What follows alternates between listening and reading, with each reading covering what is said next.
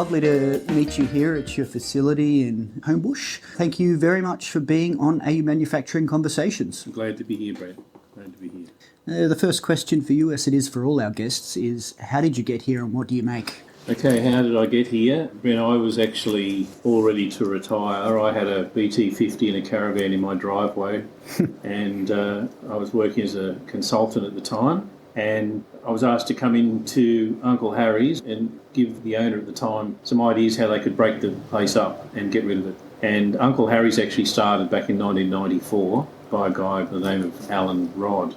And Alan sadly passed away in 2017. And his wife organised for the business to be sold. I came in to give her an idea of what she could do with it. And because I've got a hospitality background, at the time she said, what are we going to do as far as breaking it down and what can I do with it? And I said, well, it's not worth a lot of money the way that it is because there's a lot of things that have to be done. And I said, but I've tried the product. Why don't you do something with it? And she said, I don't want to do anything with it. Why don't you buy it? And I said, well, I'm going to just become a grey nomad and start travelling, you know. And anyway, so that was 4 years ago. But Alan started the business in Gladesville. He had a health food store. And a guy by the name of Harry used to walk up and down the street at Gladesville and call into his store and say hello. And everybody in the street knew him as Uncle Harry. And one day Harry called in to see Alan and said, I make a vegetarian burger, which I think would sell really well in your shop. So Alan reluctantly said, okay, look, I'll give it a try, thinking, well, it's probably a bit of rubbish, but everybody knows Harry, I'll do the right thing. Anyway, the product was so successful that within about 2 years, Alan had actually sold the health food store and built this factory just specifically to manufacture the burger because it became so popular. So people from all over the place, you know, I keep running into people who have known about Uncle Harry's. It used to be called Uncle Harry's Natural Foods. And so Harry eventually died and said to Alan at the time, he said, look, what about if you keep making the burgers? I'll give you the IP. So he gave him the IP for making the burger patties. So when I came in and I said to Joan, look, this is just such a beautiful product, you should do something with it. But she didn't want to do anything, she just wanted to get rid of it. And so here I am 4.5 years later, making a vegan product. You mentioned you were doing some consulting work and working for yourself, but is this the first sort of company you've Well, I actually owned my own restaurant for quite a few years. I used to teach cookery at Ryde Catering College. Then I saw a lot of chefs who their health declined very, very quickly. So I got out of that and went to uni and did a degree at uni and got into the consulting area. That's how I ended up coming here as a consultant rather than as a foodie. I see. But I've got a very strong food background. You came into possession of this company in 2018-ish. 2018, yeah, March 2018 it was. You know, you were 70 at the time, presumably looking to stay around a while because you liked what was being done here. Tell me about what you were thinking and if it was a sort of a 5-year commitment, 10-year commitment. What was the plan? The first thing was I said to my son, I've been offered to buy this business, what do you think? And he said, oh, you're crazy, Dad, why don't you take off and retire and enjoy yourself? But I just didn't want to be sitting at home wasting away watching TV, Days of Our Lives, that sort of thing. So I thought I really like food. I could see there was a huge market in the vegan vegetarian area because of the way health is in the world, the way the environment is. And I thought, when I tried the product, I saw what was on offer. I thought I could really expand this and do something with it. So when I first came into it, I didn't really have a short-term plan. It was more of I'm just going to do this and build it up and just make it grow. But then, of course, COVID hit. But in the first 2 years, so from 2018 to 2020, I more than doubled the turnover. In some of my marketing background and the business background allowed me to do that. And I changed all of the packaging, so I rebranded as Uncle Harry's Vegan Grill rather than Uncle Harry's Natural Food. I kept the Uncle Harry's name because I just thought it had a bit of a twist to it, and also the reputation of Uncle Harry's, because people still say to me, oh, I've been eating your product for years. So I wanted to keep that going. All right, you don't want to throw the baby out with the bathwater, no, so to speak. Right, yeah. Right, and so you mentioned expansion. Tell me about the size of the company at the moment. At the moment, we've just got 2 employees, but as we get big orders in, I just bring in casual staff. Mm-hmm. Because it is a manufacturing process, it's pretty straightforward. Such a huge learning curve for me to move from what I had been used to doing, even in a restaurant environment, But my days of teaching at Ryde in the TAFE system really helped me because it's all about process procedure, which is what manufacturing really is. Sure. If you get your head around mise en place and things like that, absolutely. you think there are some pretty obvious similarities. Absolutely, yeah. And I love cooking and I love experimenting. I love coming up with new ideas, new products to put on.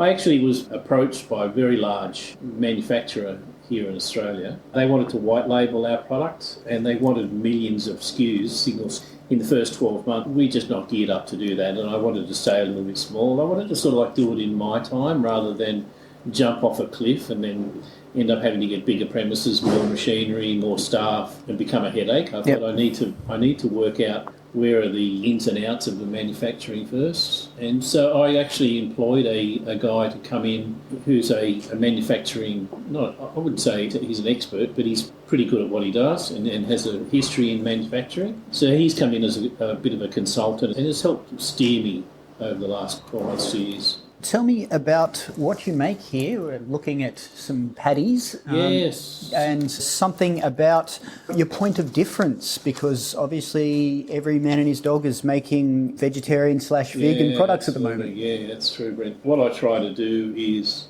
I try every new product that comes onto the market, and there's so much rubbish out there that just use fillers, and a filler is something to increase the volume that you can buy cheap. So chickpeas, lentils, anything where, they can buy it from overseas and throw it into a product, make the product heavier so they can charge less but give you rubbish. And so one of the things about our product, we're actually distributed through companies like PFD, Bid Foods, EWH, really big movers. Marley Spoon actually have us on their menu. But we also supply to about 12 hospitals.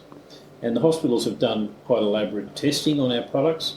And because our product has got so much fresh ingredients with no additives, no preservatives, they love it because it feeds their patients with the nutrients that they want. So when I first took over the business, Alan actually had probably about 15 to 20 different products, but they're all little bits and pieces of stuff. Some of them were moving, some of them weren't. So I decided to, rather than trying to supply masses of product to few people, I would just get rid of all of the bits and pieces and just focus on the burger patty. So at the moment we have 4 SKUs, and those 4 SKUs, we've got the famous original and sweet potato couscous. We have a mushroom. We've just developed a new mushroom and barbecue tofu. And we're always looking to put on new products, but the product has to be 100% Australian made. All of our product is fresh, all of our product comes from Australia, and we've also got to stay true to the product that it's not high in salt, no sugars, no additives, no coated products. So just doing that in itself becomes difficult to try and source product. So one thing, for instance, is that the wheat that I buy is from Narrabri, so I actually have to get the wheat that I need because I want it to be 100% Australian made, Australian grown, so I have to get that brought down from Narrabri. The vegetables that I buy all fresh. All of our vegetables are all fresh, and we buy them in twice a week. So that's the reason we're located close to the markets. So we buy them from a company Flemington? that produces, washes them, cuts them, prepares them, and we get them picked up twice a week. We want to just stay true to the products that we're making.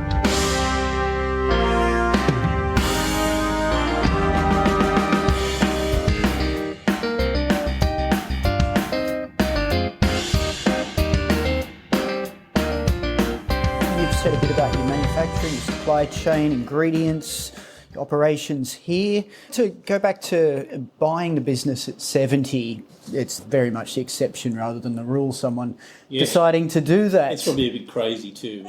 I wouldn't use that word, it seems insulting, but there's maybe an element of crazy to it.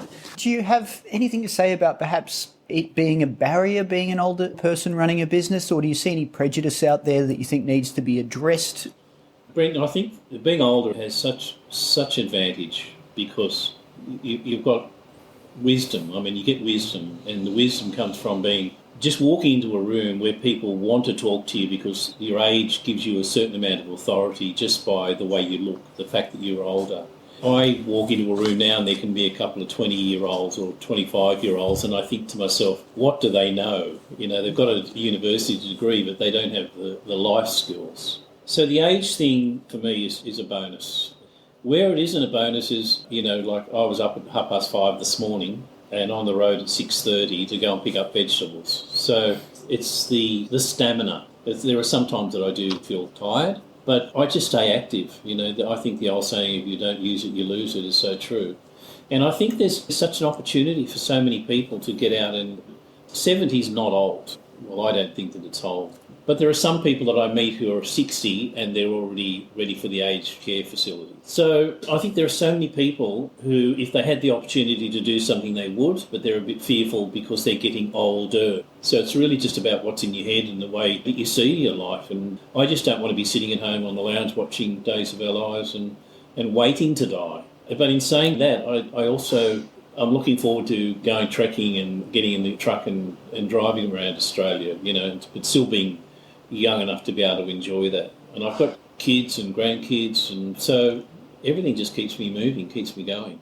Do you find that keeping fit is a part of the stamina aspect? Is that something that plays into your I don't routine? I don't spend a lot of time. I'm not a gym person. Or I used to be when I was younger, but now just the fact that I've got to run upstairs to the office, and I might do those stairs 100, 200 times a day. But in saying that, I'll go in and at the end of the day go and mop the toilets out, or I'll be in there packing with them, and I do deliveries. So Yep. I'm loading up pallets and driving the forklift and doing all that sort of stuff. But like the days just go tick tick, and all of a sudden they're gone.